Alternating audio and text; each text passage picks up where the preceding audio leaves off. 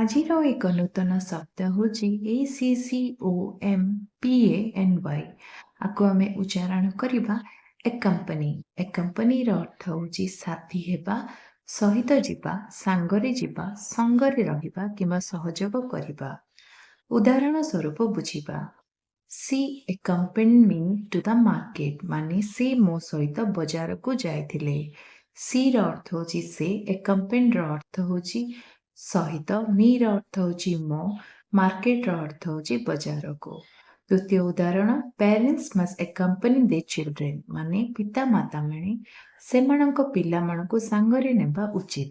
ପ୍ୟାରେଣ୍ଟସ୍ର ଅର୍ଥ ହେଉଛି ପିତାମାତା ମାନେ, ମଷ୍ଟର ଅର୍ଥ ହେଉଛି ଉଚିତ, accompanyର ଅର୍ଥ ହେଉଛି ସାଙ୍ଗରେ, their ଅର୍ଥ ହେଉଛି ସେମାନଙ୍କ, ଚିଲଡ୍ରେନର ଅର୍ଥ ହେଉଛି ପିଲାମାନଙ୍କୁ।